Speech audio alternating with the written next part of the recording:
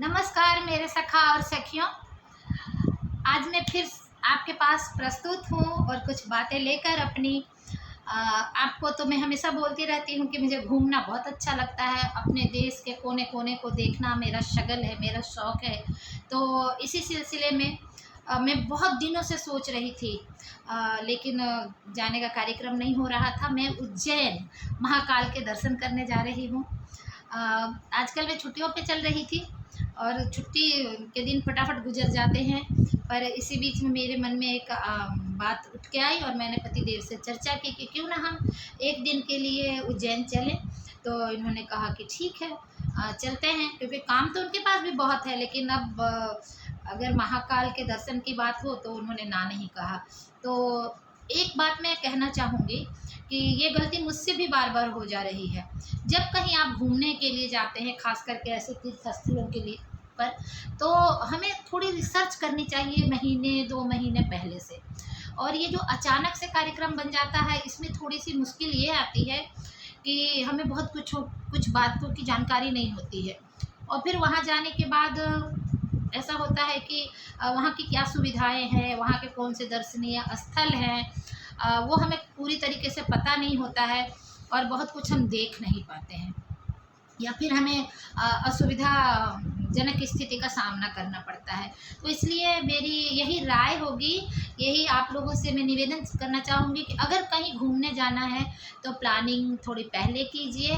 और अब तो गूगल पे, यूट्यूब पे बहुत सारी जानकारी मिल जाती है, तो उसको सर्च कीजिए और उसके बाद कुछ चीज़ों को प्लानिंग कर लीजिए। वैसे बहरहाल हमारी तो अभी ये बिल्कुल ही तत्क्षण कार्यक्रम है और हम लोग वहाँ के लिए तैयार हो गए हैं। कल ही बात हुई और आज का दिन हमारे पास था कि हम थोड़ी सी जानकारी ले सकें, थोड़ी तैयारी कर सकें, और कल हम सुबह सुबह निकलने वाले हैं। तो जब मैं गूगल पे सर्च कर रही थी, जब मैं देख रही थी उज्जैन के बारे में, जब कार्यक्रम बन ही गया तो मैं जब देख रही थी तो पता चला कि वहाँ जो भस्म आरती, जो कि बहुत ही प्रसिद्ध है, ये सुबह 4 बजे होती है। और सुबह 4 बजे उठ के जाना वहाँ, और उसमें जो दूसरी बात है कि उसमें ड्रेस कोड है। उस वक्त हर महिला को साड़ी पहननी होगी और हर पुरुष को धोती। और उसमें भी लिखा हुआ था, जो मैंने गूगल पे देखा, कि सूती की साधारण सी धोती होनी चाहिए।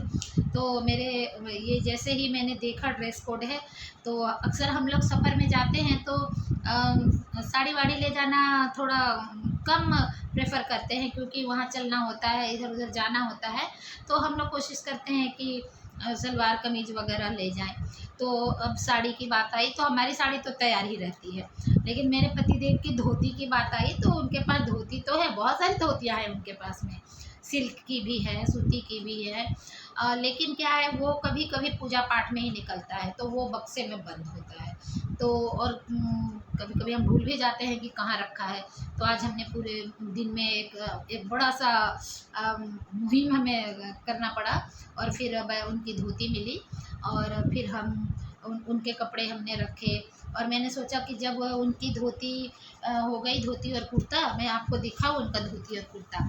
तो ये है उनकी धोती, और ये बिल्कुल सूती की धोती है, पीली पीली, और ये बॉर्डर वाली, दोनों साइड ऊपर नीचे बॉर्डर है, और इसके साथ ये कॉटन का ही कुर्ता। तो ये इनका जब हो गया धोती और कुर्ता, तो हमने सोचा भाई जब वो पीला पहन रहे हैं तो मैं भी देखूं। तो मैंने भी अपनी पीली साड़ी निकाली, जो मेरी बहन ने दिया था मुझे, और मुझे बहुत पसंद भी है। ये गुलाबी प्रिंट के साथ में है, तो ये आज ये साड़ी कल मैं पूजा के समय पहनूंगी। तो ये तो हो गई हमारी पूजा की बात। और कहते हैं कि जब भस्म आरती के समय जो भगवान हैं वो जो निराकार, शंकर भगवान को हम निराकार रूप में मानते हैं, लेकिन आप देखते होंगे कि जो महाकाल, हर जगह आप सिर्फ शिवलिंग देखेंगे, लेकिन महाकाल मंदिर में आप देखेंगे कि उनकी पूरी उनका जो चेहरा बना हुआ है और उनकी शक्ल बनी रहती है, मूछें बनी रहती है महाकाल की विकराल से, और विकराल सौम्य रूप रहता है। तो वहाँ पे साकार शिव की वहाँ पे परिकल्पना है। तो कहते हैं कि जब उनका वस्त्र जब वो स्नान करते हैं, भस्म आरती होती है, उस वक्त उनको स्नान कराया जाता है। और तब वो, चूँकि वो सशरीर होते हैं, इसलिए महिलाओं को घूंघट से आंखें ढक लेनी पड़ती हैं, क्योंकि शिव उस समय साकार रूप में वस्त्र विहीन होते हैं। तो देखिए, जब आप कहीं जाने लगते हैं और उसके बारे में आप रिसर्च करते हैं तो कितनी सारी बातें जानने को मिलती हैं। ये सब हमारी श्रद्धा है, और आज श्रद्धा सदियों से चली आ रही है। उज्जैन जो अवंतीपुर नगरी की राजधानी हुआ करती थी, विक्रमादित्य की राजधानी थी, और वहाँ पे उज्जैन है। और ये कुंभ के लिए भी प्रसिद्ध है। शिप्रा नदी में डुबकी लगाने के लिए लाखों सरना जो जो श्रद्धालु आते रहते हैं वहाँ पे। तो हमें भी हम दोनों को भी ये मौका मिल ही गया। हालांकि हम कभी भी जा सकते थे, लेकिन कहते हैं कि तीर्थ स्थलों पे जब बुलावा आता है तभी आप जा सकते हैं। तो मैं कल जाने वाली हूँ। और उसके अलावा भी कुछ चूँकि अब हम शिप्रा में नहाएंगे, तो नहाने के बाद भी फिर हमें एक कपड़ा चाहिए। तो मेरे पति देव ने बोला कि मेरा दूसरा कुर्ता पजामा ही ले लो। तो हमने उनका ये कुर्ता पजामा लिया। फिर मैंने जब इनका कुर्ता निकाला, तो फिर मैंने सोचा कि क्यों ना मैं भी उसी कलर की साड़ी निकाल लूँ। तो देखिए, ये हम दोनों की का लगभग एक जैसा ही है। तो ये मेरी साड़ी, और इस पर मैं पहनूंगी ऐसे प्रिंटेड ब्लाउज। तो थोड़ा ये जो सिंपल लग रहा है, तो थोड़ी सी चटक मटक हो जाएगा। तो ये हो गया। और इसके अलावा शिप्रा में जब मैं नहाऊंगी, और नहाने के तुरंत बाद कपड़ा पहनना, तो मैं एक गाउन रख रही हूँ ताकि मैं जल्दी से नहाने के बाद पहन लूँ। और ये दुपट्टा भी मैं अपने साथ में रखूँगी, कि अगर कभी मैं दूसरे कपड़े भी पहने हूँ और अगर मुझे सर पे रखना हो तो मैं आराम से इसको रख सकती हूँ। क्योंकि देवस्थल में हर जगह तो खाली सर से तो हम पूजा कर नहीं सकते हैं। तो मैं एक दो गाउन भी ले जा रही हूँ, तो उसके साथ में इस दुपट्टे को मैं धारण कर सकती हूँ। तो इस प्रकार से ये हो गई। और ये देखिए, क्योंकि मेरी गुलाबी और पीली साड़ी है, तो मैंने ये चूड़ियाँ भी गुलाबी और पीली मैंने ले ली हैं। तो मैं ये पहनूंगी महाकाल के दर्शन के समय में। और जो भी मैं देख पाऊँ, और ख़ास करके जो वहाँ का जो कॉरिडोर बना है, वो बहुत ही सुंदर बना है। तो उस कॉरिडोर के भी मैं दर्शन करूँगी। और वहाँ पे हर सिद्धि माता है, वो माता रानी की जो आरती होती है शाम को, ये बहुत ही खूबसूरत होती है, बहुत खूबसूरत। तो मैंने देखा, अभी जब मैं सर्च कर रही थी तो मैंने देखा बहुत सुंदर आरती होती है। तो मैं वो आरती भी देखना पसंद करूँगी।